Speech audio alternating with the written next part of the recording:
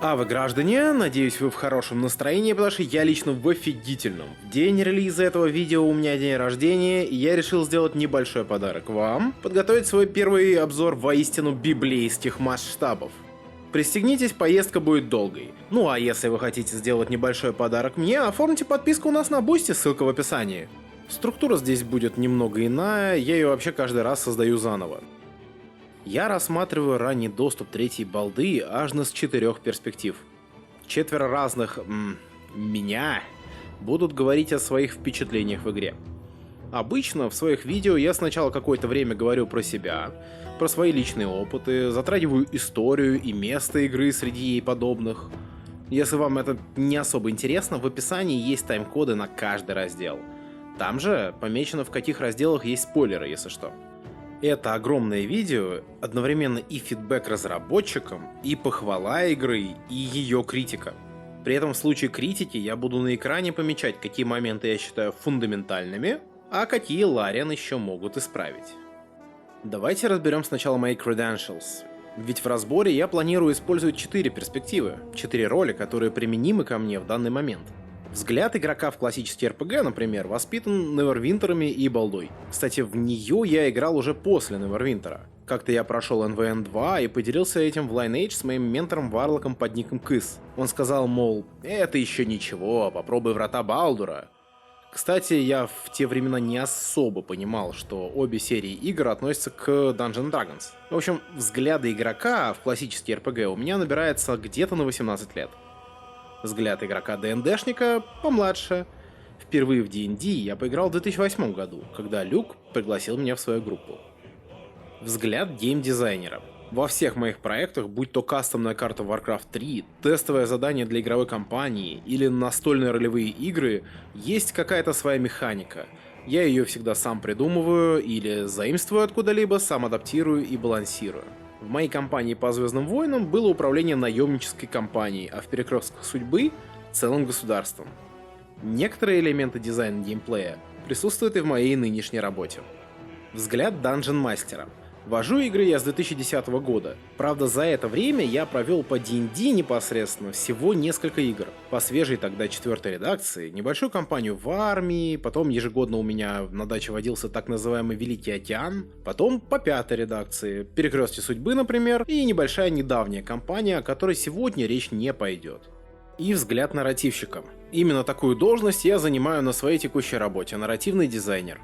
Построение и оценка структуры сюжетных выборов для максимальной заинтересованности игроков — это моя обязанность. Истории, зацепки, идеи — именно сюжет — это то, что я буду оценивать с точки зрения нарративщика. Наконец, вкратце по моему опыту с непосредственно этой игрой. Я на нее убил почти 70 часов, которые разнесены на 2 прохождения. Первое я проходил злым эгоистом, типа Neutral Evil, иногда даже Chaotic Evil. Это мизантропичная высшая эльфийка Тайя, которая по настроению сеет хаос вокруг себя, но независимо от обстоятельств всегда заботится о своей шкуре. Второе прохождение за клерика домена жизни Тейвила, ориентированное больше на альтруизм и взаимопомощь тогда, когда об этом просят. Тейвил уважает ценность любой жизни, даже гоблинской, но тут уже я знаю некоторые моменты игры, так что она была немножечко иным. С этим покончено, теперь давайте посмотрим на поле боя, так сказать. Какие игры у нас были по D&D? На самом деле, до черта и больше они выходили с 88 года. Самые серьезные и успешные, по моему мнению, это оба Baldur's Gate с дополнениями, Icewind Dale, Neverwinter Nights, тоже обе части. Онлайновый Neverwinter я не могу назвать успешным, это скорее вдохновленная D&D вещь, и оно больше ММО, чем игра по системе. К великому сожалению, последней попыткой сделать D&D-шную игру был Sword Coast Legends. И для настольно-ролевого сообщества это было предательством масштаба примерно No Man's Sky для обычных геймеров. Куча обещаний, а в итоге какой-то ужас. Это было в 2015 году. Насколько изменилась игра за это время, я не знаю и не особо горю желанием узнавать. Настолько у меня было плохое впечатление. Но спасибо нашему старому доброму Мэтту Мерсеру, D&D сейчас появляется и популяризируется абсолютно везде. От игровых шоу, кастомных книг до компьютерных игр, которые в силу необходимого на разработку время пришли к финишной прямой чуть позже всего остального. И вот теперь у нас появилась новая балда, хоть и в раннем доступе, но неважно. А 20 октября вышла еще Solasta, демку которой я уже обозревал на канале. Игры начинают подгребать. Для балды сейчас очень благоприятная почва, ее делает студия Larian, которой в основном доверяют. В игре есть мультиплеер, в отличие от той же Соласты. Она сделана не по урезанным бесплатным SRD, а по полноценным ДНДшным правилам. Впрочем, факт раннего доступа немножко омрачает ситуацию. Есть и баги, и проблемы с интерфейсом, и общее ощущение урезанности истории. Итак, обзор делю я на 4 части, по одной на каждую перспективу. В каждом разделе я буду идти от общего к частному, указывая на те моменты, которые, по моему мнению, являются плюсами и минусами, но не группируя их. На новую балду я смотрю с 4 позиций: игрока, геймдизайнера, данжен-мастера и нарративщика. Игрок расскажет о том, как оно играется, какие фишки понравились, какие нет, с позиции ДНДшника и с позиции любителя классических РПГ. Геймдизайнер сравнит эту игру с Divinity Original Sin 2, и многие из вас сюда за этим и пришли, так что гляньте в описание. Также геймдизайнер поговорит про юзер-интерфейс, обучение и динамику игры. Dungeon Master оценит игру с точки зрения адаптации пятой редакции и ГМского опыта вождения таких игр. Одним словом, если представить игру ролевкой по ДНД, здесь я буду оценивать Dungeon Master, который типа ведет балду. Здесь будут спойлеры. Наконец, нарративщик говорит про плюсы и минусы сюжета, сеттинговые моменты, некоторые самоповторы от Larian и связи с предыдущими частями серии Baldur's Gate. Здесь будут большие спойлеры. Окей, минут 6-7 у нас ушло на вступление, так что давайте уже наконец-то приступать к самому обзору. Что видит любитель классических ролевых игр в балде? Как минимум, современную игру. Вроде бы у нас тут и изометрия, но камеру можно при этом выставить в перспективу от третьего лица. Правда, в основном только чтобы на что-нибудь посмотреть, играть так неудобно. Все последние, так сказать, технологии CRPG, как и технологии Larian. Они тут присутствуют. В общем и целом, игра фановая, несмотря на многочисленные огрехи, часть которых можно списать на ранний доступ, а часть на фундаментальные проблемы. Первое прохождение заняло у меня 35 часов, и при этом я точно уверен, что какой-то контент я уже просто не искал. И я уж точно не тыкался по локациям в поисках каждой секретки, не люблю я такое. Все это я делал тогда, когда надо было по-хорошему бы учить правила дорожного движения, а я себя считаю достаточно ответственным человеком. Так что да, в данном случае да, игра затягивает. Есть ощущение, что она невероятно реиграбельна. Я лишь дважды за игру сейвскамил, то есть подгружал сохранение, чтобы избежать результата, который мне не понравился. И в моем случае я это делал потому, что понимал, мой персонаж так бы не сделал. И что я заметил, это то, что мой опыт в этих обоих случаях очень сильно разнился до загрузки сейва и после. В одном месте я убил квестового НПЦ, потому что мне захотелось не палиться и, как все остальные, метнуть в него камень. А после загрузки вместе с этим НПЦ вырезал всех этих остальных. Я еще затрону эту тему, кстати, но немножко с другой стороны. В ролевых играх часто ради рекламы говорят, что одно прохождение не похоже на другое. Но здесь это утверждение прямо-таки в точку. Но я не скажу, что все время в игре у меня не было моментов, когда я скучал и отвлекался. Были. Многочисленные прыжковые пазлы, требующие внимательно вглядываться в экран загадка, иногда зацикленные диалоги. Точки быстрого путешествия расположены довольно далеко от ключевых мест, и в некоторых местах, наоборот, слишком близко, так что получается либо пользоваться только одной из них, либо бежать слишком долго. Стелс в этой игре поначалу, честно, интересен, но довольно быстро становится муторным, по крайней мере в синглплеере. В мультиплеере на 4 такого нет.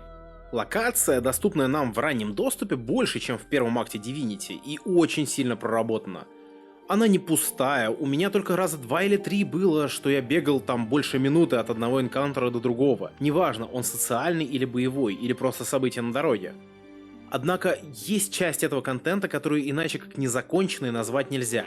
Нити ведут во второй акт, и этих нитей довольно много. Сейчас на раннем доступе это бесит. На релизе это, возможно, даст шанс проходить игру разными способами, я полагаю. Вообще, чтобы раз и навсегда разобраться с этим вопросом, в Divinity 2 первый акт был очень крутой, а вот на втором и третьем я прям скучал. Казалось, что проработка первого акта была максимальной, а остальное все просто доделывали. В BG3 сейчас есть такое ощущение на тему первого акта, и очень хотелось бы, чтобы Larian смогли перенести его и на остаток игры, чтобы второй и третий акт тоже были такими же интересными. Еще чего не хотелось бы, так это релиза актов раз в несколько месяцев. Балда слишком крута, чтобы сводить ее в эпизодический формат. Дальше уже хочется проходить полностью. Мне понравился взрывной старт игры. Помните, как в Neverwinter или в первой-второй балде мы начинали в школе там или в монастыре?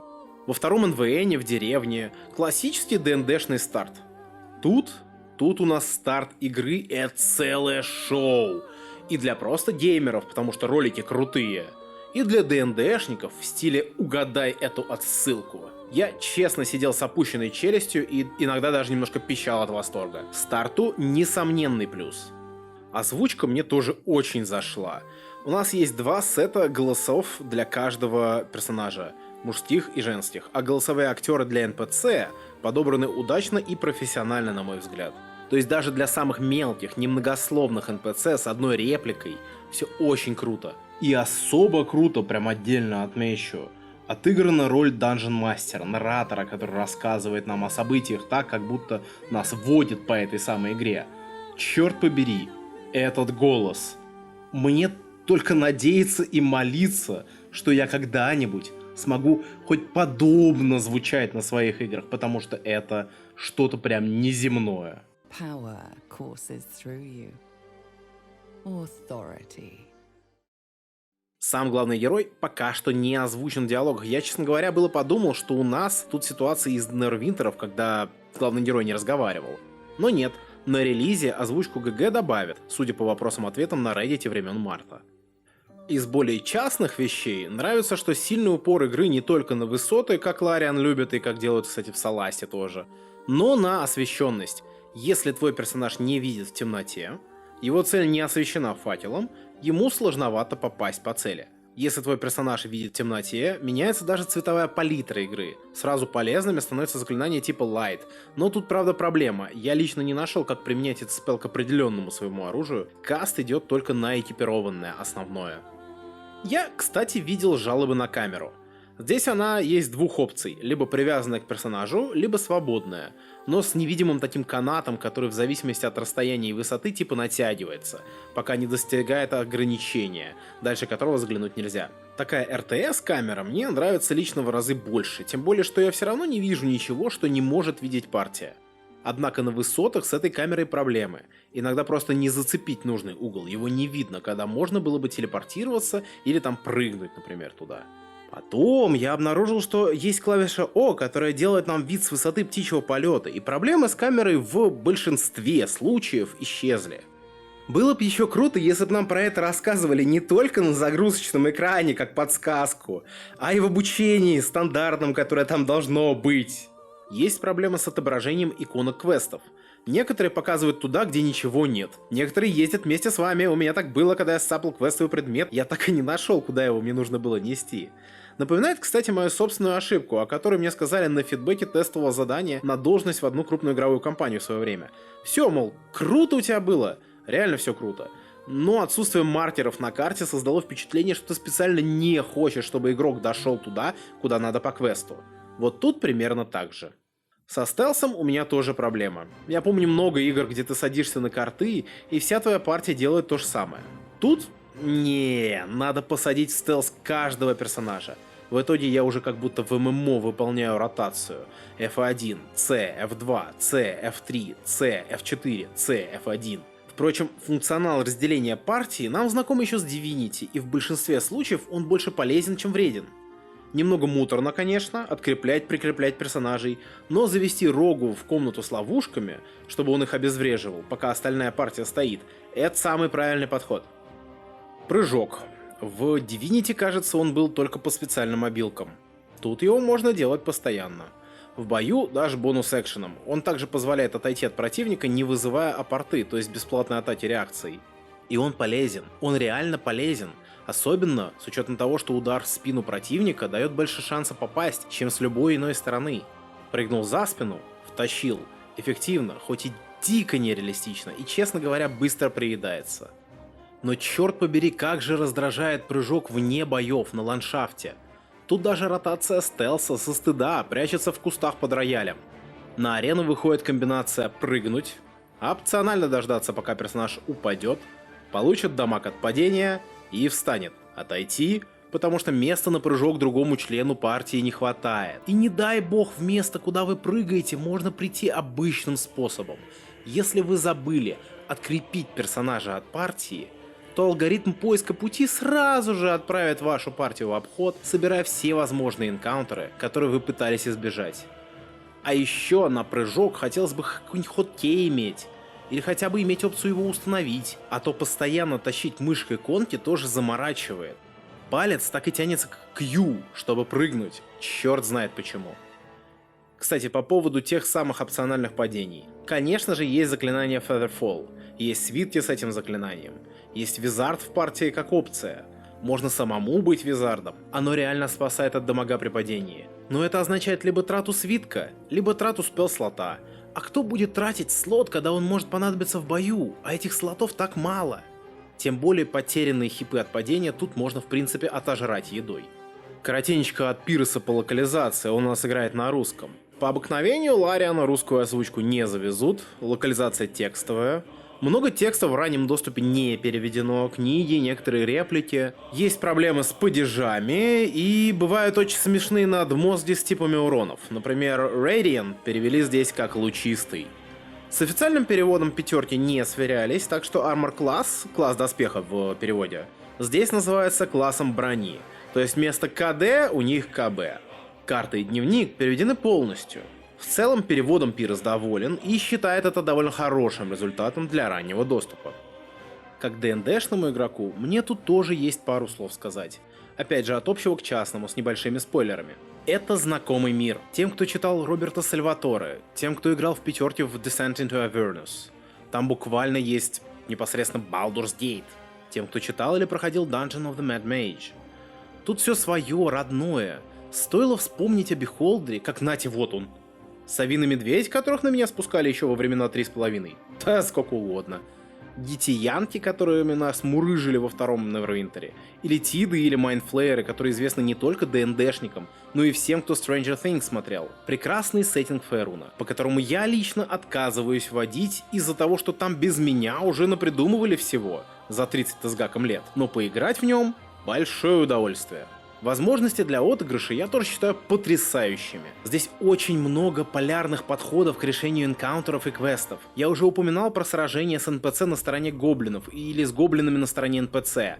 Часто можно помочь решить конфликт, помочь разжечь его сильнее, проигнорировать конфликт, выбрать одну сторону в конфликте. Там, где я довел спор до махания кулаками, Пирос умудрился разрулить этот спор в своем прохождении. Я реально смог пройти первый акт с злобной, эгоисткой, такой садисткой, которая еще очень паршиво относилась ко всем, кажется, кроме других высших эльфов и гитиянки. И это я еще не знал, что можно было реально играть на стороне гоблинов, дроу и орков против друидов и беженцев.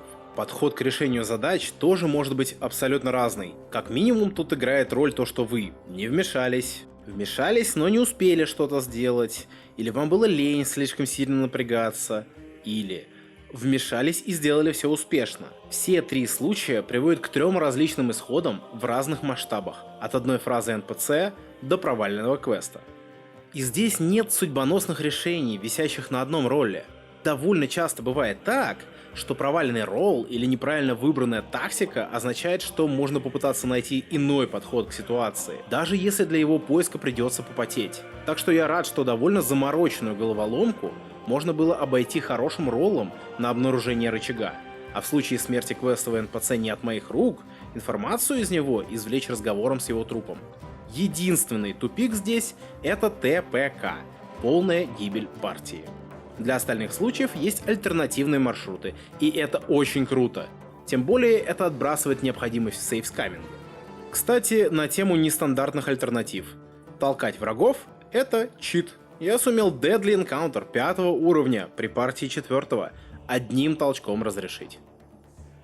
Но вот тут я столкнулся с фундаментальной для меня, но не такой уж огромной для многих проблемой. Любите Skyrim? Я вот не особо, слишком для меня открытый мир. Здесь это прям выкручено на все 100, вы приходите в локацию, не по квесту, просто заглядываете. Находите там что-то, это что-то интересное, какие-то записки, возможно, даже понимаете, что тут произошло по этим запискам. И все. Вы узнали какую-то историю. Может быть, получили капелюшку инфы. Дальше оно никак не откликается. Сейчас будет небольшой спойлер, хоть и не сюжетный. А возможно, сюжетный, я об этом не знаю. Такое тут есть с одной определенной башней. И я лично не нашел ни единой зацепки, ни единого его упоминания. Может быть, они реально есть, я просто их не нашел. И потом оказалось, да, я пропустил одного НПЦ, который тебя туда на квест отправляет. Перепрошел это за клерика, стало чуть яснее, но не стало полностью ясно. Тем не менее, при первом прохождении это было странно. Мой ГМ дал бы хоть какое-нибудь упоминание где-нибудь сессии 20 назад. Возможно. Хорошо, я в башне. Я выполнил там несколько действий, которые предполагаются. Я делал это эмпирическим методом. Никакой квест мне не говорил, что делать. Возможно, в какой-то книге об этом написано. Я не нашел такой книжки. Или невнимательно читал те, что нашел. Или намеки здесь слишком тонкие. Я понял, что башня магическая. Я увидел, что посуда превращается в свитки заклинаний. Мой персонаж даже обратил на это внимание. Но как это мне дает понять, что для активации лифта нужен антимагический цветок? Ок, активировал лифт, поднялся на крышу. Там стоят какие-то конструкты, явно слуги мага башни бывшего. С ними нужно было разговаривать поэмами. Одна из этих поэм вызывает их нападение на тебя. Я не стал этого делать, пофиг на лут, на экспу, мой персонаж был не про это. И в моем случае это привело к тому, что данный эпизод просто был рандомным энкаунтером-филлером. Может быть, если его проходить как-либо иначе, или если будут появляться квест-записи типа «мне не удалось сделать то-то» и квест провален, я был бы довольнее. Ну и теперь в мелочи. Концентрация. Есть такая штука в пятерке. Когда ты кастуешь особо сложный спелл, и ты не можешь кастовать другие особо сложные спеллы, пока концентрируешься на нем. Концентрацию могут сбить уроном. Она часто отвечает за зональные заклинания, заставить землю трястись, нанося всему урон, например. Проблема в том, что в D&D концентрацию можно отменить когда угодно. В балде нет. Спелл должен отыграть до конца, или кастуй новый спелл с концентрацией и трать новый слот. Ну, в принципе, кантрип тоже можно, но не суть важно. Очень не круто, если пару раундов назад тебе нужны были препятствия на той части поля боя, а сейчас ты хочешь в ту сторону кинуть пару сопартийцев.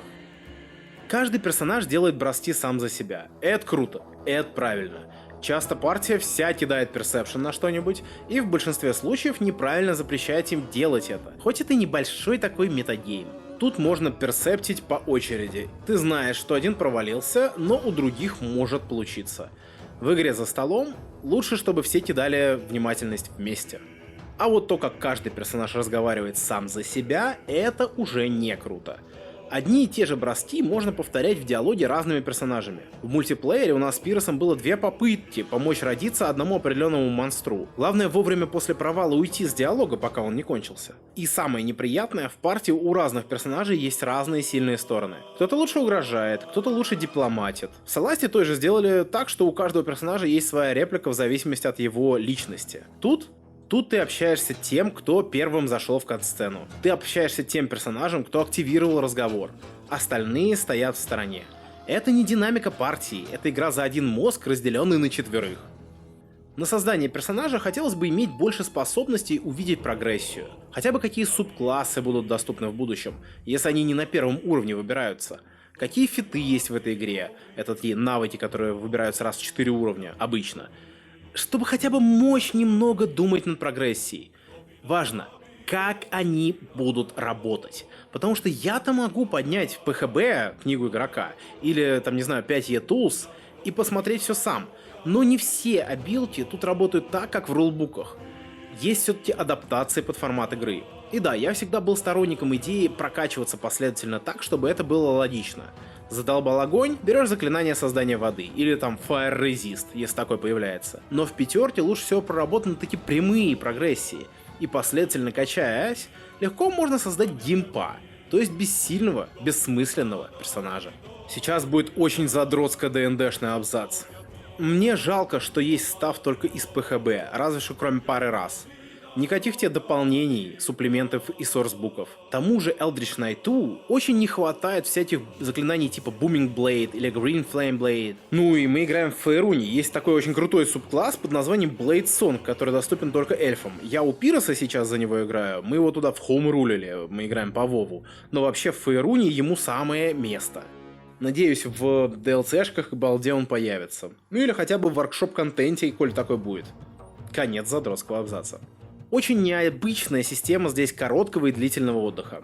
Для справки, короткий отдых — это часовой привал, в котором герои кушают, восстанавливают ХП, восстанавливают некоторые обилки. Длительный отдых — это когда герои восстанавливают вообще все, практически, включая заклинания. Обычно короткие отдыхи бывают один раз, максимум 2 за сессию. Длительный отдых пореже, хотя зависит опять же от сессии. Тут же не так. У тебя один короткий отдых и хоть ты тресни. Длительные же можно просто спамить. Поначалу мне казалось, что у нас есть ограниченное количество длительных таких отдыхов, пока наши персонажи не помрут просто по сюжетным причинам. Но нет, оказалось, что это не так. Про это я, наверное, побольше расскажу в ГМ разделе. Пару словечек насчет компаньонов. Сейчас про их расписки. Про одну конкретную расписку, потому что проблем ни с тем, кроме Shadowheart, у меня нет. Ну хорошо. Гейл быстро помирает, ибо у него нет заклинания щита. В первом прохождении его в партию из-за этого именно и не брал. Но Shadowheart — это что-то с чем-то. Начнем с того, что трикер и домен в принципе не пользуются популярностью ДНДшников. Клерик, заточенный под обман и иллюзии, непривычно, неудобно и немного геймпово. Даже он в перекрестках, мой игрок Силур, начал таким клериком и на уровне 2-3 спекнулся нафиг в Варлока, ибо зачем надо. Баф на преимущество к скрытности крут, ничего не могу сказать, но его в БГ-3 нельзя комбинировать с заклинанием Pass Without Trace, потому что почему-то оба концентрация.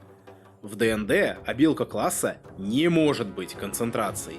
Но это не все мои проблемы с Shadowheart. Кому в трезвом уме и твердой памяти пришло в голову дать клерику, которая должна оперировать в тенях, которая имеет определенные ролевые причины быть скрытной и недоверчивой, лишний раз не попадаться на глаза? 9-ю, блин, дексу! Серьезно, стелс работает от ловкости. Трикеры и клерики стелс любят. Их обилка 2-го уровня — это иллюзорный вариант броска камня, который отвлечет стражника и позволит прокрасться. Вместо этого она, как самый классический клерик, носится в средней броне, да еще и с пеналем к КЦшнику, главной защитной характеристики в игре. А стелс у нее, дай боже, +1. Да еще и 9-я декса, не 10-я, не 8-я, а именно 9-я. То есть в нее вливать потом приходится 1 пункт, чтобы модификатор выправить. Я могу сейчас звучать как самый мерзкий манчкин, но, блин, ни механического, ни сюжетного смысла я за этим убей не вижу. Ну и последнее, про что хочется сказать. Это двойственное ощущение от еды. Она здесь хилит. Даже с хоумрулами я и мои товарищи решали лишь на дополнительные временные ХП от хорошего ужина. Тут же покушал и похилился, как будто это какой ведьмак. Кому нужен шорт-рест таких случаев? Ну разве что там, не знаю, пару обилок перезарядить. Хил едой мне нравится, но мне очень тяжело представить вампира, который для полного отхила сжирает аж на 3 полные свиные рульки подряд. Я столько не съем, несмотря на свои внушительные объемы.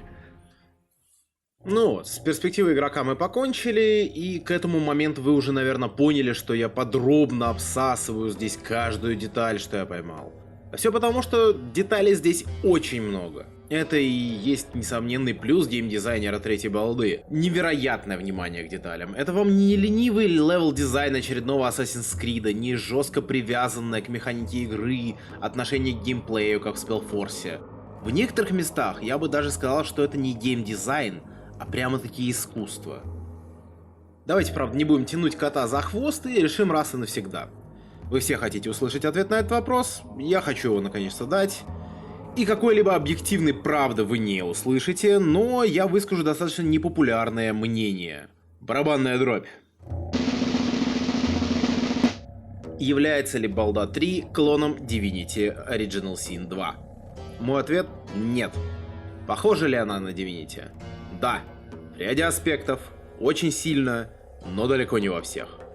Поверхности, возможность взаимодействовать с предметами всеми, вертикальность, опция на релизе поиграть за любого из компаньонов. Да, это мы все видели действительно в DOS 2. Но мы не видели настоящего такого крупного и жесткого конфликта в партии. Даже прям с ПВП между персонажами. Здесь уже в принципе все идет к этому. Мы не видели дикого ДНДшного рандома в виде бросков скиллов. И что самое главное, в Baldur's Gate 3, как и в любой хорошей ДНДшной кампании, провал может быть фаном. Конкретно про этот аспект мы еще поговорим. Вообще, главный камень преткновений — это вот это ларианское взаимодействие с окружением. Это стиль, где ландшафт играет огромную роль. Ось Y также важна, как оси X и Z. Эффекты на поверхностях бывают летальны, и они везде. Именно в этом игра похожа на Divinity.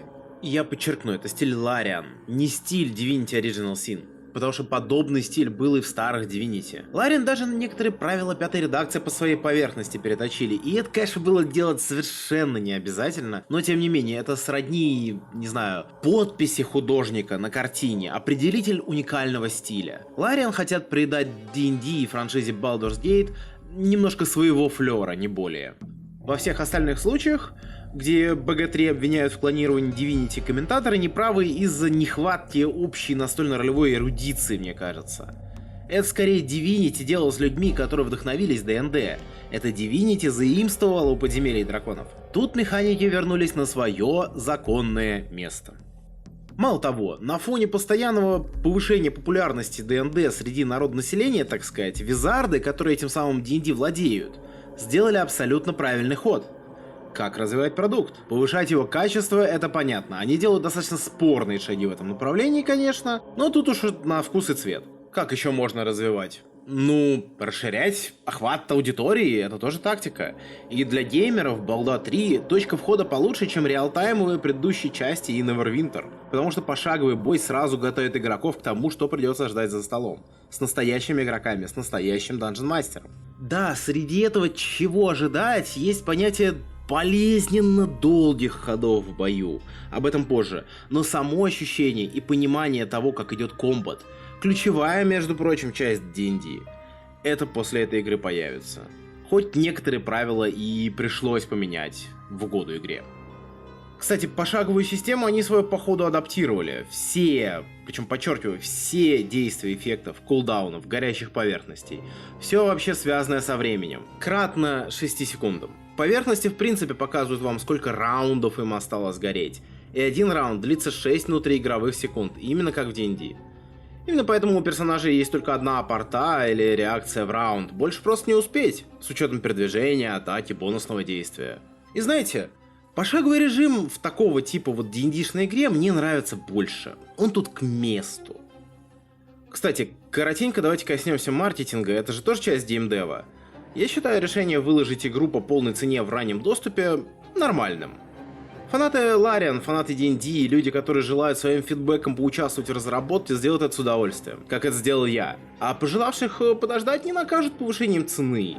И, как выяснилось, первых вот этих вот фанатов оказалось немало. На неделе с 5 по 11 октября игра стала бестселлером Steam, а 13 продала целый 1 миллион копий. И фидбэка, кстати, чертова тонна. Давайте просто вот поскроллим Reddit. Все пометки, фидбэк в квадратных скобках — это сообщения от игроков, геймдизайнеров. Я уже натыкался на посты разработчиков там вне AMA, то бишь реддитовских сессий вопросов и ответов. Они читают Reddit, и поэтому игроки туда пишут. Честно говоря, с Баннерлордом такого не было. Там основная жизнь творилась на форуме Tale Worlds и не в таком уж масштабе. Ну, а теперь пошли по косякам геймдизайна. Большинство из них благоисправляемые, но, тем не менее, их довольно много. И начнем мы, пожалуй, с бича всей разработки, который никто не знает, как правильно делать, не копируя, по крайней мере, на 100% другой продукт. UI, то бишь User Interface, интерфейс пользователя. Ужаса тут хоть отбавляй. И самым большим знаменателем этого ужаса я могу назвать захламлением. Очень быстро игра превращается в неорганизованный хаос в инвентаре, на панелях быстрого доступа, везде.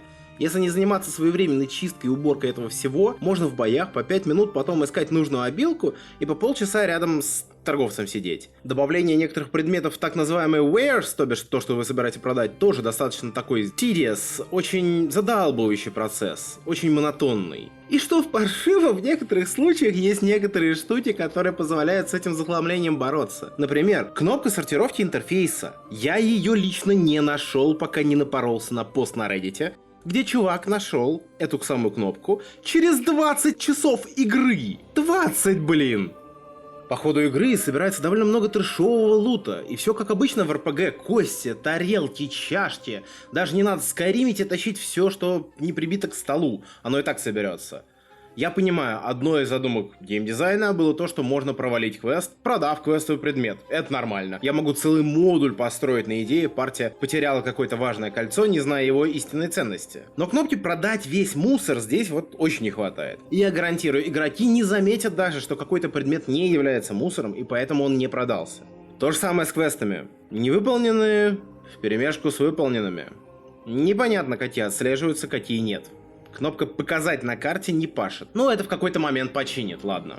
Я уже говорил про странные метки квестов в разделе игрока. Хотелось бы вообще иметь возможность их отслеживать, которые есть в большинстве, не просто РПГшек, а даже в РТС-ках есть. Снова привет Spellforce.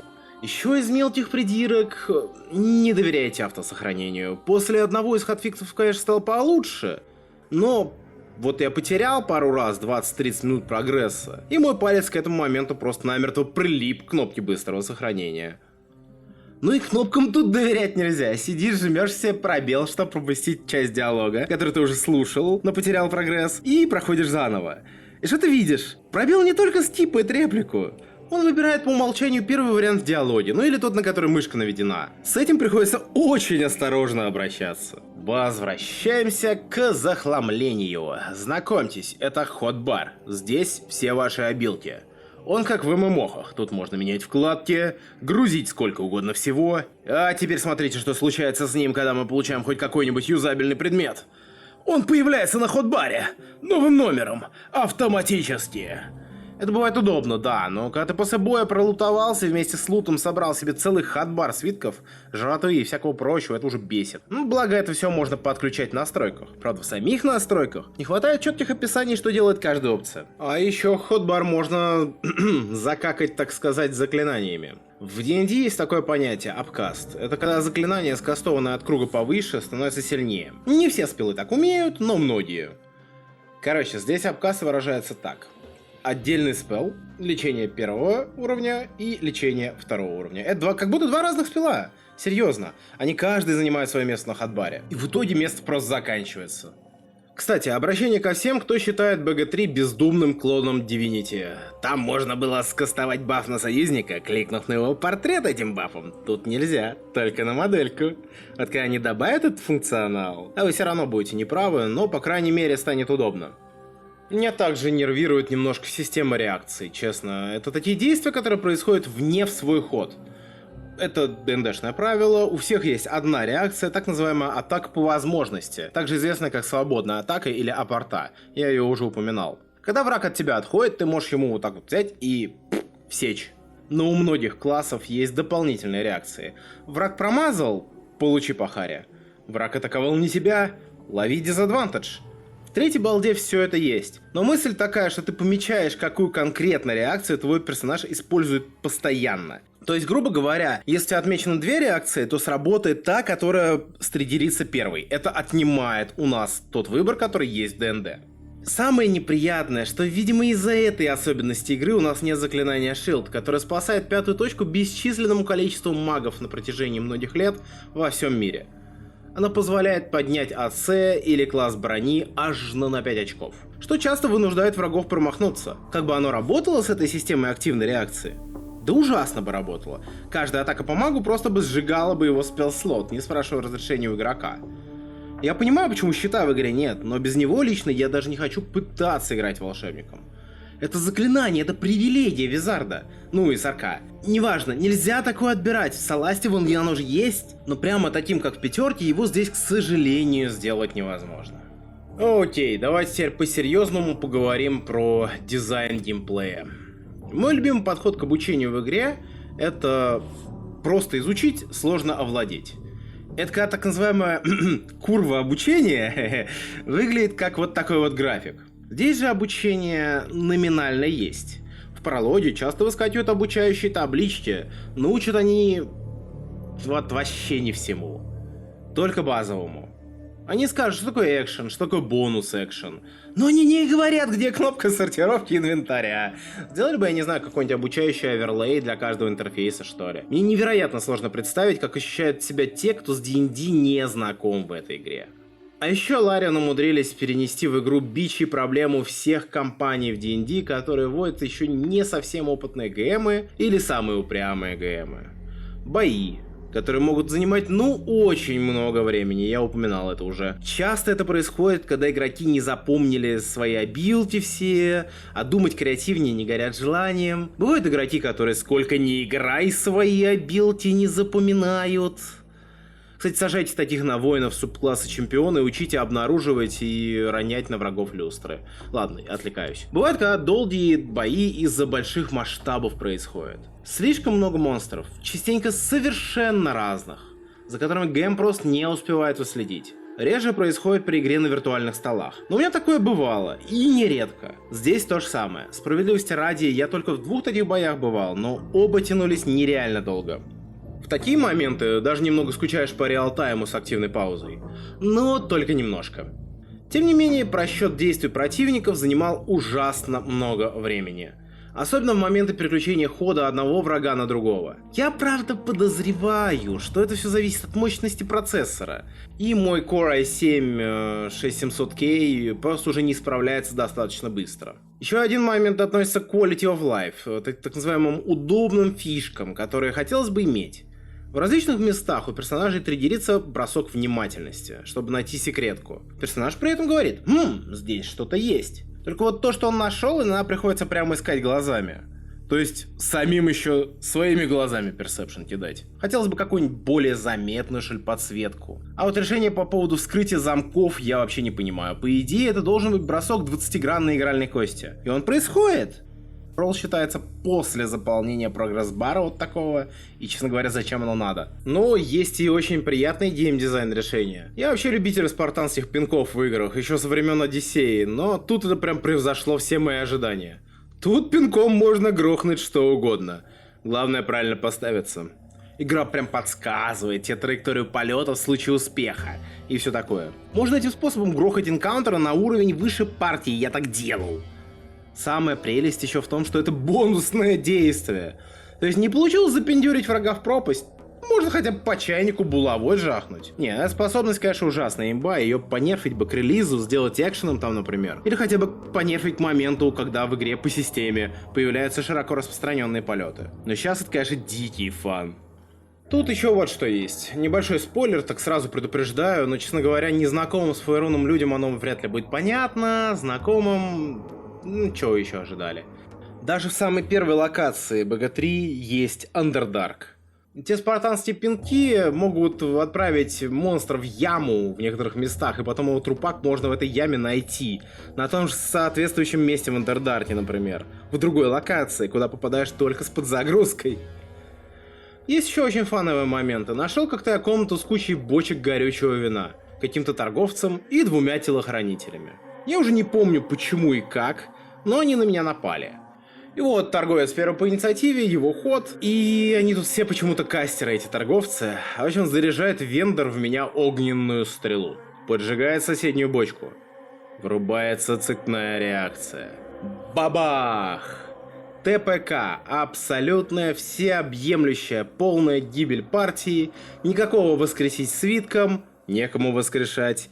Никакому подлечиться в уголке и сбежать в лагерь, некому сбежать. И, естественно, сам торговец и его телохранители, они тоже трупы, комната превратилась в локальный огненный шторм. А что хотя бы не в башне случилось какой-нибудь. Есть еще у меня очень фановая история на рубеже геймдизайна и нарратива. Спойлеры, конечно же.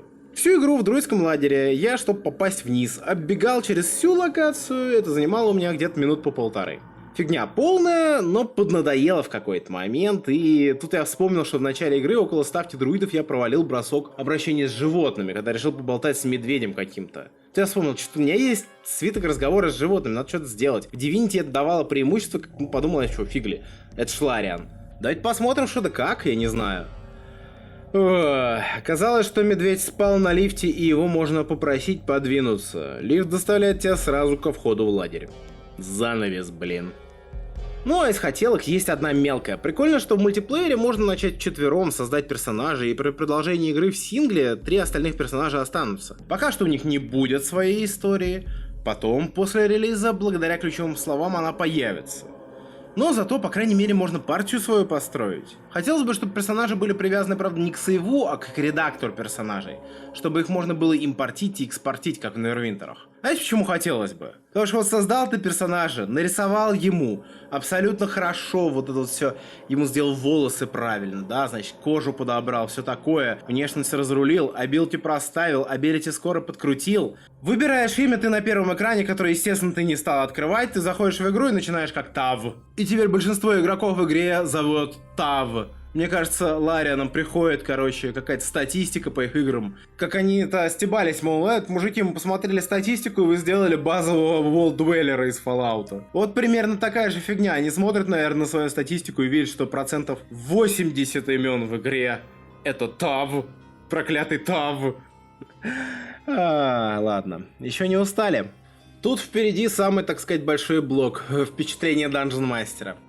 Вот я пару раз уже точно скатывался в приграничную территорию, сейчас могу прямо разойтись. Здесь, честно, похвалы больше, чем критики. Важно, в этом разделе есть небольшие спойлеры по всему разделу. Если не хотите, скипайте до следующего. Там еще больше спойлеров.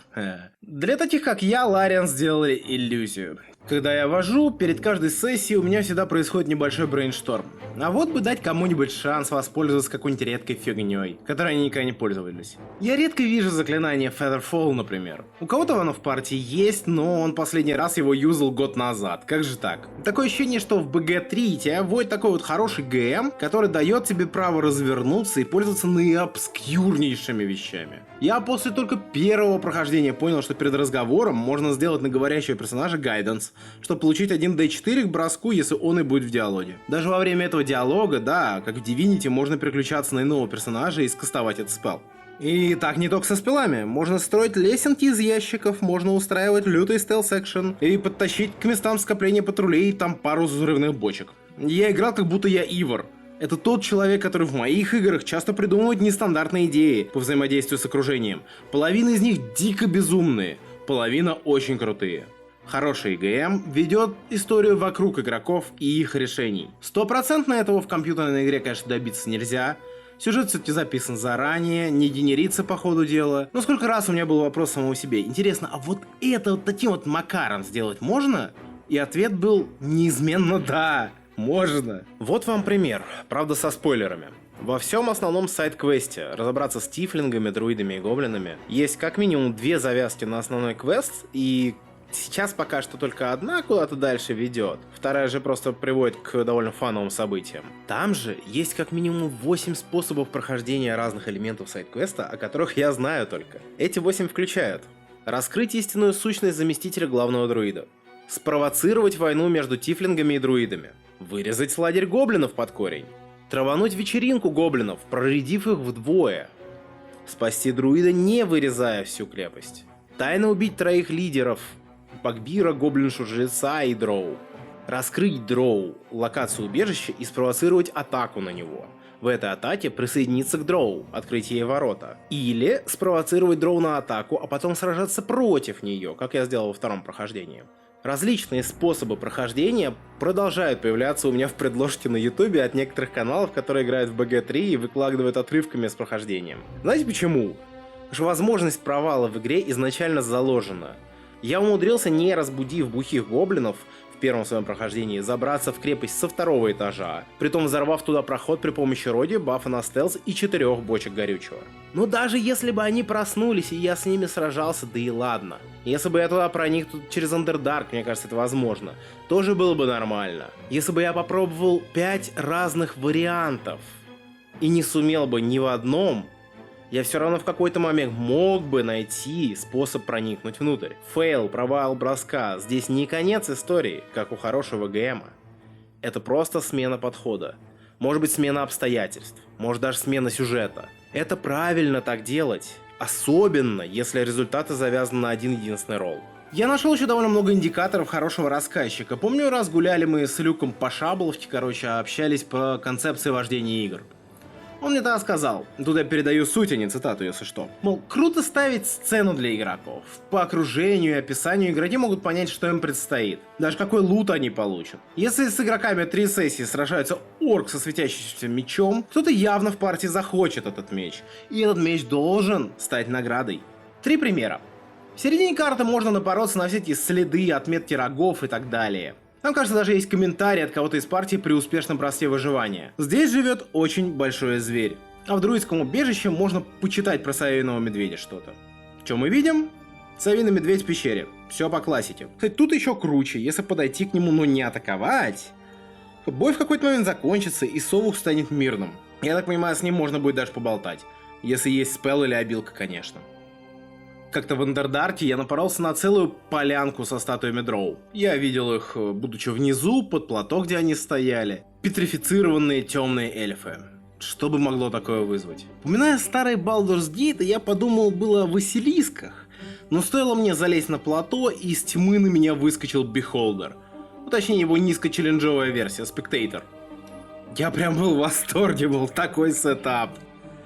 Но корону или диадему в данном случае забирает Огр-интеллигент, которого можно встретить в заброшенной деревне. Он выражается как член палаты лордов британского парламента и предлагает свои наемнические услуги. В голове у меня, как у игрока и у нарративщика, сразу проносится: блин, наверное, этого Огра воспитали магии. Или он работал вышибалой в борделе для богатых, может быть. Потом шепоток Данжен Мастера в моей голове: не, наверное, его зарядили каким-то артефактом. На первом прохождении я проигнорировал этот шепоток и взял его как наемника. Но напоролся на Reddit, что с него можно лутануть диадему, которая делает твой интеллект 18-м. Жаль, что я подобное в своих играх делал редко пока что. Кстати, у меня есть 4-й пример. Старое правило из Tomb of Horrors самого Гэри Гиггакса. Это человек, который придумал ДНД. Данж тот построен на обмане и издевательством над слишком самоуверенными игроками. Кстати, под 5 его обновили 1,5 года назад, но говорят не очень. Правило гласит: если в усыпальнице ты видишь трупы, целые трупы, то лучше ты их полутай, пока не активировал ничего случайно. Я это правило знал, но даже не подумал применить его, когда мне мой игрок Силур сказал, мол, там есть одно такое место, не проворонь. Да, как по классике, трупаки встают после того, как ты определенную дверь открываешь и на тебя нападают. Лариан вообще оказались больше верны 5, чем я ожидал. Это видно и в спелах, и в обилках. Есть вещи, которые они переделали ради геймплея, но я, например, не ожидал ни единого социального спела в игре. Ничего страшного, добавили, позволяют юзать. Они еще даже немножко рейнджера пофиксили, но не то чтобы сильно. Некоторые заклинания превратились в свои собственные механики. Тому, кто придумывал имплементировать по полной Speak with Dead в игру, огромный привет и ящик пива приличной встречи. Умер тут у меня один квестовый НПЦ. Ради его спасения я вырезал целый данж гоблинов. Он погиб в последнем бою, сброшенный толчком врага в яму, получив дикий урон от падения. Как пройти дальше, думаю я? Окей. Кастую Speak with Dead на него, получаю выжимку информации о том, куда мне надо идти и что делать. При жизни, я думал, он рассказал бы больше, но даже так, в принципе, круто. Квест не провален, прогресс пошел альтернативно. Высоты и спилы под них, хорошая расстановка сцены, голос рассказчика, факт того, что провал может быть фановым и продвигать историю, все это создает эффект присутствия гейммастера. И это, конечно, лучшая реклама для D&D и самая честная, самая удобная для Wizards of the Coast. Именно так эта игра должна чувствоваться. Конечно, в деталях мое мнение с тем, что сделали Лариан, уже расходится. Illusion заклинания сделали не очень, по-моему. Я, кажется, даже не видел роллов на проверку иллюзии и прочего, всегда атаковали кастера. Но я бы, честно говоря, дал бы медаль тому, кто сможет сделать иллюзорные спилы такими же, как их можно использовать за реальным столом, например. Тут претензий особо нет. Комбо дико дисбалансирован. Я не знаю, чем Лариан руководствовались в этом деле, но у монстров есть обилки, которых у них монстрейтинги нет, лишь бы сделать бои немного более сложными. При некотором определенном дисбалансе системы уже на стороне персонажей игроков. Я всегда за сложные бои, я даю в итоге не больше 1-2 за сессию, если партия не в данже. В компьютерной же игре лучше руководствоваться правилами из Dungeon Master's Guide, где среднее количество энкаунтеров на день около 6 или 8. И эти энкаунтеры не все хард или дедли, иначе в среднюю экспу в день не уложишься. Но не все так плохо. Бои не превращаются в стенку на стенку. Обычно. Благодаря окружению или особым условиям, боевые энкаунтеры становятся достаточно интересными. Тут и вопрос о расположении на высоте, и расстрела врагов с нее, и особой механики боя. С тем же Бихолдером там, например, бой на скорость. Чем быстрее справишься, тем лучше. Каждый раунд эта тварь снимает окаменение с очередного дроу, и те на тебя нападают. Или же бой в логове ведьмы. Там есть 4 типа в масках, мощные, как обычная партия приключенцев. Они, собственно, и являются. В общем, типы эти каждый раунд кидают спас-бросок мудрости, чтобы удержаться от контроля ведьмы. Опыт, кстати, по мне набирается слишком быстро. Это похоже на то, как обычно происходит в игре за столом. С 1 по 4 уровень прогрессия очень быстрая, а из-за слабости и ограниченности первого частенько игра начинается вообще с 4. А вот с 5 по 11 чисто математически прогрессия замедляется. Есть пара вопросов к Лариан насчет расчета попадания по цели. Мне сначала показалось, что я играл в XCOM, когда мои 90% атаки мазались с завидной регулярностью. Но потом я сходил на очередную сессию ролевки Пирса, посмотрел, как кидает мой друг Ско, и понял, не-не-не, это нормальная ситуация на самом деле. Буквально единички частенько не хватает для попадания, и игроки частенько про эту единичку вдруг вспоминают, или пытаются выпросить у мастера за счет всяких левых причин, и... Ладно, спокойно, я сейчас ничего не вожу, все хорошо. В общем, с попаданием тут все нормально. Кроме того, что нам, черт побери, показывают процент этого попадания. Мы знаем, какой шанс у нас попасть, мы знаем класс брони, спас-броски врага, мы знаем его резисты, его уязвимости. Слишком много мы знаем на самом деле. Уберите это или дайте возможность отключать это имба. Из личного, я настолько привык к имперской системе измерений в D&D, что хотел бы, чтобы там только она и оставалась. Но зато там она была бы незыблемой. И я был рад тумблеру в опциях, который позволяет переключать с метров на футы, потому что мне было дико неудобно. Я не понимаю решения, по которому нам показывают порог сложности броска кости. Зачем это? Ну, даже ладно, порог сложности можете показывать. Я сам иногда так делаю. Но зачем его снижать или повышать в зависимости от обилки игрока? Не легче просто дать ролить все дайсы анимированно, так знаете, или даже статично. Просто добавлять модификаторы, да? Очень прикольно, когда у тебя цель 15, такой ДЦшник. Дайсик вертится, вылетает 12, а потом справа прилетает бум, пум, +1 за модификатор интеллекта, пум, +2 за профишенси в знании истории. И бросок прошел. Честно, роллы так можно сделать намного более волнующей частью геймплея. Я уже упоминал, как баланс на стороне игроков улетел в пропасть? Кажется, упоминал. Честно, я думаю, что из экшен-экономии 5-й редакции в этой игре сделали отхожую яму. Отходить от врагов теперь можно без пеналей при помощи прыжка. В 5-ке ты тратишь на это экшен, здесь бонус экшен. В системе умеют так только роги. А как им скомпенсировали то, что у них классовую обилку забрали? Честно, лучше бы никак. Нет, под классу вор дали 2-й бонус экшен. Теперь вор умеет делать мульти-атаку из 3 на 3-м уровне, если он носит 2 оружия. Обычно так можно делать только с 5-го. Возможно, это действительно убалансировка с монстрами, которые они сделали, возможно, так просто удобнее, и да, игра становится динамичнее от этого. Но меня это немножечко коробит. Система реакции кривая, об этом я уже говорил, но это не ограничивается шилдой, нет. И это еще де-факто выбора, какую реакцию использовать. Если твой персонаж умеет бить в ответ за передвижение противника и умеет бить в ответ при промахе противника по тебе, сработает именно первый стригеренный эффект. Это категорически меняет подход к тактике боя. В такой механике я не вижу шанса того, что в игру вкрутят такое заготовленное действие, известное как Ready Action. Когда персонаж ставит триггер на свое действие, если кто поднимется в рамках 100 футов от меня, подвинется куда-нибудь или что-нибудь такое, в того я запулю огненным лучом. За столом эта механика очень помогает, тут ее просто быть не может на данном этапе, по крайней мере. И, возможно, вообще на любом этапе, ведь какая-нибудь альтернатива, всплывающие окна, как в Саласте давать, это совсем убьет динамику поля боя в игре. Нет, реакции тут принесены в жертву. В жертву страшному и ужасному богу геймплея по имени Лариан. Вот еще. Что еще за прикол с ударом в спину? В 5-ке фланкование это в принципе опциональное правило, не обязательное. И оно применимо в идеале только на визуальной карте. Система его особо не учитывает. Фланг дико повышает шанс попадания по цели, и для фланга нужно вставать по обе противоположные стороны противника. Это показывает, что врагу приходится за 6 секунд пытаться отражать атаки с обеих сторон, что сложновато. Здесь же этот прикол с ударом в спину, ради которого можно прыгнуть за спину. Воров, которые по идее должны этим заниматься, это наказывает, что один бонус-экшен уходит на перестановку. Но абсолютно всем другим милишникам с одним оружием в руках чихать на это хотелось, прыгнул и прыгнул. Момент с огненной стрелой тоже очень интересный. Firebolt в системе бьет на 1d10, но ничего не поджигает, кроме цели. Для этого есть заклинания, в которых четко написано о поджигании горючих элементов или там, я не знаю, огибании углов. Здесь же в угоду механики поверхности урон понизили до 1d6 и в итоге лишили визардов и в будущем сарков, кантрипа, который хоть как-то по эффективности близок к миметичному Элдрэш Бласту у варлоков или я хрен знает арбалету. Есть такое всем известное, наверное даже вне ДНД, заклинание магические стрелы.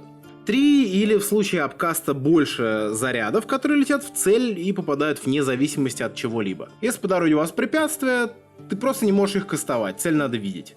У стрел маленький урон, но гарантированное попадание. Остановить их может только тот самый отсутствующий в игре шилд.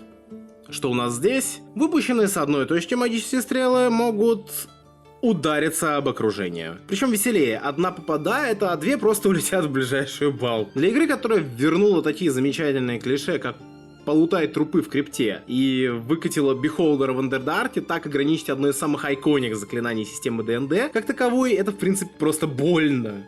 Маленький баг. Волшебники могут выучивать заклинания, которые доступны только клерикам, друидам там или рейнджерам. Просто переписывают их со свитков. Теперь у нас хилищи и визарды, ура-ура! Это как раз то, чего авторы всех редакций запрещали, если ты не идешь в мультикласс. И даже в этом случае получилось как-то уныло. Это явно баг, его должны пофиксить, но возможно только на релизе.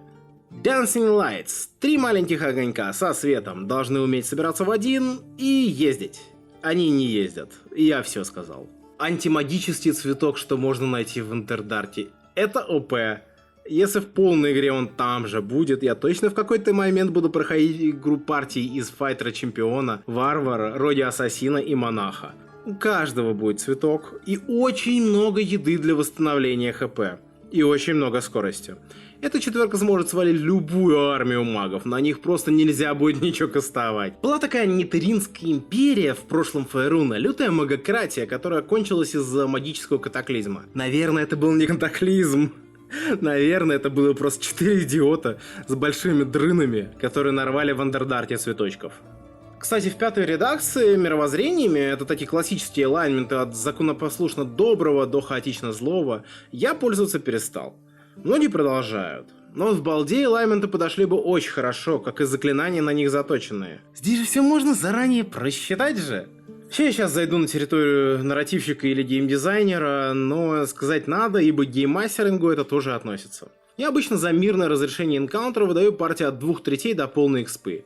А за умышленный обход энкаунтера стелсом, например, при условии, что этот энкаунтер потом к партии не придет сам, могу дать половину экспы. Здесь... Не, никакой те экспы за мирное разрешение проблемы. И лута, кстати, тоже будет мало. В итоге есть ощущение, что внутренний данжен-мастер в балде толкает тебя к стилю игры бомж-убийца, Murder Hobo. Слоняйся и убивай все, что есть, ради экспы и лута. Продай лут торговцу, убей торговца и забери все, что ему продал, а также его товар, чтобы потом продать другому торговцу. У меня такое реально было, кстати. Надо, чтобы все-таки награда была. Об этом прямо все просят. Ну и напоследок, пока не перешли на последнюю перспективу, смешная метагеймовая история. Иду я по милым таким полям. Речки текут, овечки пасутся. Прям самая светлая и солнечная локация на карте. Не то чтобы тут единороги с радугой были, но реально умиротворенно. Думаю, ну может что приятное будет. Смотрю я, значит, на этих овечек и понимаю, что все они 3-го уровня и у них по 30-35 хп. Нахмуриваюсь. Не, люди. Овцы нулевой челленджи. У них, дай бог, 6 хипов наберется. Короче, я решил ударить овцу посмотреть. Это шейпшифтеры. Превращаются в маленьких зеленых гремлинов, а сама локация из-за умиротворенной природной идиллии превращается в гребаное болото. Короче, это была environment иллюзия. Угу. Небольшой бой, в нем я победил, и потом долго еще офигевал. Заметить подлянку чисто за счет мета-информации типа хипов у овцы — это очень гэмская тема вообще.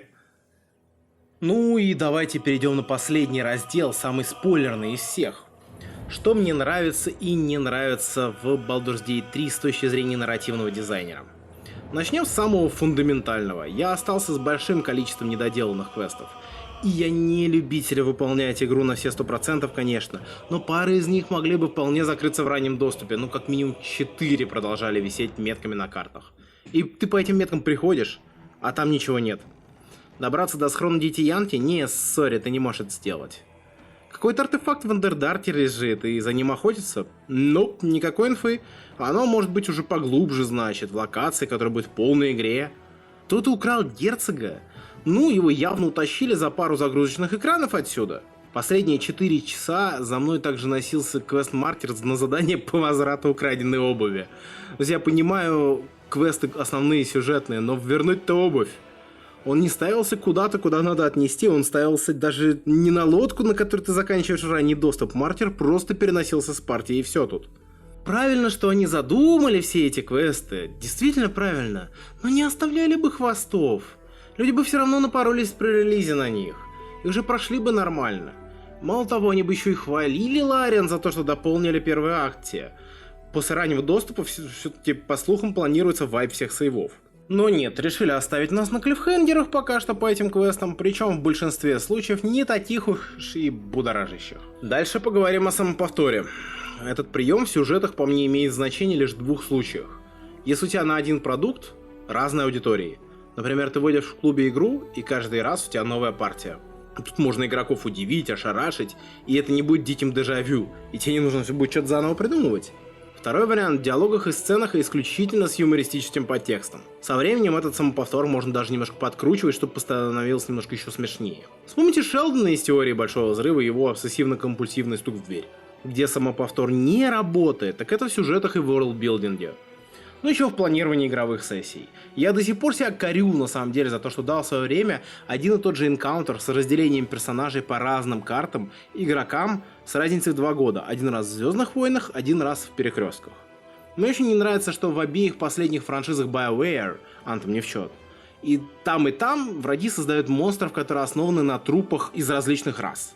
В Dragon Age это Darkspawn, у которых огры вырастают из кунари и так далее. В Mass Effect это риперы, которые из Азари делают банши, и опять же так далее. Надеюсь, мысль понятна. Короче, мы начинаем на терпящем бедствие корабле, и после крушения просыпаемся на пляже. Занавес. Многие квесты и локации тоже не особо объясняют, что происходит, хотя частенько нужно второе прохождение. Я об этом уже говорил во взгляде игрока.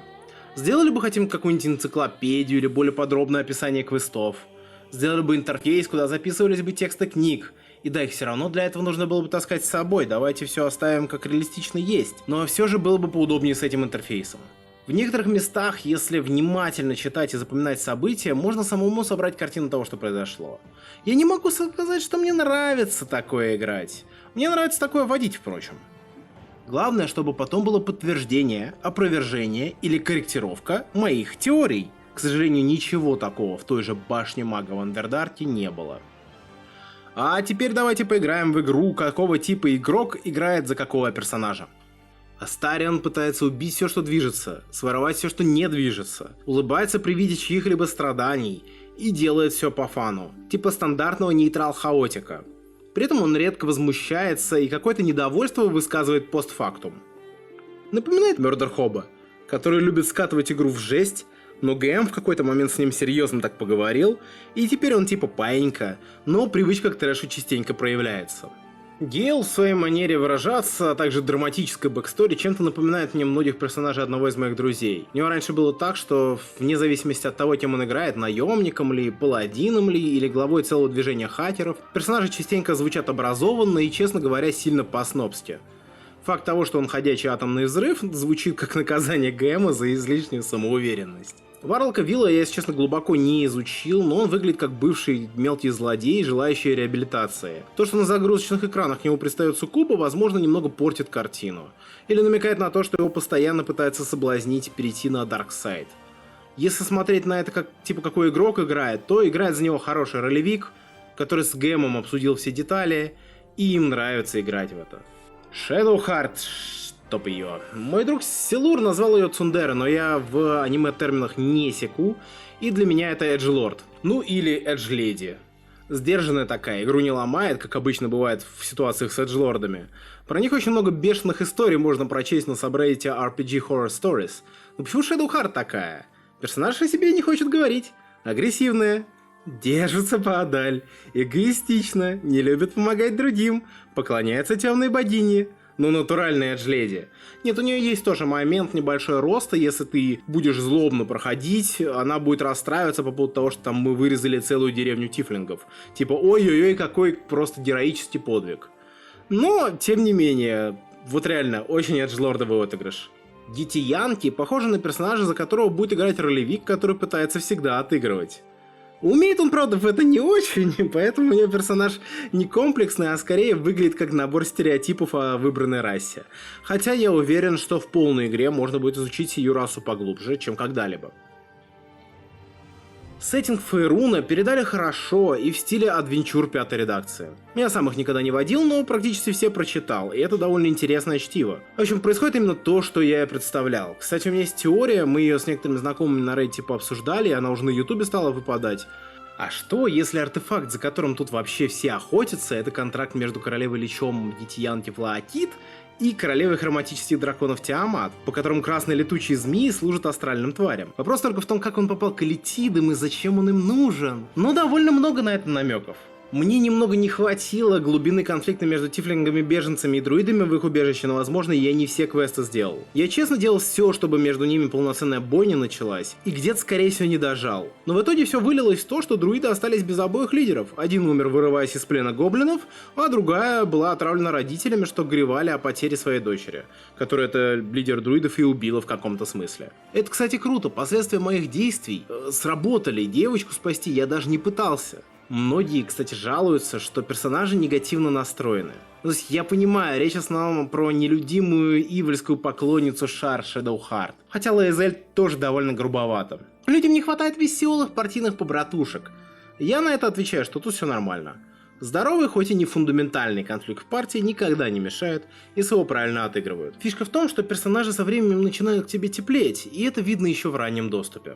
Очень крутой момент в друидском лагере заставил меня остановиться и похлопать смелости сценаристов. Ученица-лекарь, которая осталась там временно за старшую, обещает тебе помочь, облегчить твои страдания от личинки элитида в глазу.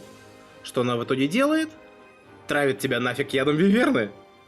Потом за это ее можно убить и забрать антидот, или потребовать его тебе дать, или самостоятельно приготовить. Но это реально именно тот момент, когда начинаешь прям бояться за персонажа, которого создал. Как за реальным столом. Первая серьезная опасность. А вот из старых Baldur's Gate'ов я пока ничего не заметил, кроме мумии, которые ты откапываешь в ходе игры. Есть подозрение, что это сам бог Джергал, который заведовал раздором, убийством и мертвыми. О том, что это Джергал, можно узнать при помощи броска религии, удачного и очень сложным ДЦ. После него все эти три направления заняли Бейн, Бхал и Меркул, а сам Джергал стал служить последнему, ибо надоело ему быть богом смерти. В Baldur's Gate 1 и 2 мы играем за одного из сыновей Бхаала. Впрочем, к моменту обеих игр о Джергале ничего уже не было известно. Я уже более уверен, что он и Джергал сидит у нас в лагере и воскрешает партию за 200 голды. Вообще, Лариан обещали изначально 10 уровней на релизе, но где-то я уже видел, что планируется и побольше. Первый акт занял 4 уровня, и прокачка была довольно быстрой, а количество контента огромным. Что-то мне говорит о том, что около третьей игры мы уже прошли. Главное, чтобы мне потом не оказалось как в DOS 2. Первый акт интересный, а второй и третий, как мне лично показалось, скучноватые. Итак, как мы видим, в игре есть множество того, что исправить можно, и некоторые фундаментальные элементы. Я хочу составить список того, что мне хотелось бы видеть в финальном продукте. Первое. Нужна оптимизация просчета долгих боев. Второе. Нужно ввести опыт за мирное разрешение конфликтов и за стелс-прохождение. Третье. Сделать туториал более прозрачным. Четвертое. Понерфить толкание и дизенгейдж до экшена, ибо сейчас это лютая имба. Пофиксить экшен-экономию. Пятое. Нужен обзор прогрессии персонажа. Посмотрите, как это сделали в недавно релизнувшейся Соласте. Тут можно глянуть и на доступные в будущем субклассы, и на билд всячески заранее, при создании персонажа. Шестое. От Соласта еще неплохо бы усвоить их подход к созданию персонажей, делать это в отдельном окне, на отдельном движке, в отдельном месте, внутри игры. Седьмое. Исправить UI в квестовом окне, чтобы работала прокрутка, сортировались квесты и можно было бы их отслеживать. Восьмое. Автопрыжок. И даже не нужен функционал его включения и отключения. Проще персонажа открепить от партии. Девятое. Общепартийный стелс. Опять же, если нужен соло, просто открепляем персонажа. Десятое. Больше квестов по уже имеющемуся контенту. Правда, я все больше и больше уверяюсь, что я еще очень многого не видел. А игру-то я излазил прям. Побольше точек быстрого путешествия. Это 11-й пункт. Как минимум они нужны в Андердарке. 12. Сделать опцию «Отображать броски с модификаторами», а не ДЦшники, как сейчас. Эту опцию можно будет в настройках включать. 13. Озвучка главного героя. Это нам обещали на релизе. 14. Добавить экшен у ворот. Как он в правилах ДНД описан. По тебе бьют все с помехой, кидая 2 20-гранника и выбирая худший результат. Но в додж можно ходить только если персонаж способен двигаться в данный момент. Если он в капкане, хрен он пододжит. 15. Необходима кнопка «Отменить концентрацию». 16. Изменить стартовые характеристики Shadowheart. 17. Сделать выпадающее меню для обкаста заклинаний. Помните, как Хекс работает? Там 6 опций на то, какой атрибут противнику надо проклинать. Вот тут должно быть так же. Есть же возможность, это уже есть в игре. 18. Магическим стрелам должно быть пофиг на окружение, а вот при касте мистистепа, например, цель все-таки нужно таки видеть. Я умудрялся залететь за угол при помощи мистистепа. 19. Добавить в игру мимика, а чё, бихолдер есть, сова-медведь есть, чем мимик хуже. И 20. Позволить бафать кликом на портрет. О, вот мы и подошли к концу моего гигантского обзора. Это был такой небольшой эксперимент. Смогу ли я сказать столько про одну игру, которая вышла, дай бог, на треть. Теперь предстоит какое-то время ждать до релиза. Хотелось бы, чтобы из DOS 2 пришел режим Dungeon Master, чтобы появился редактор карт, который не похож на риски на Unreal Engine 4. Обязательно, чтобы была связь со стимовским воркшопом, ведь именно благодаря пользовательским модам второй Neverwinter прожил 15 лет и продолжает жить в некотором смысле. Ну и, честно говоря, не помешала бы интеграция с Omniverse Machinima от Nvidia, что-что, а модельки персонажей тут реально неплохие. Ну а я с вами прощаюсь, с вами был Тейвил, специально для проекта Легендарий.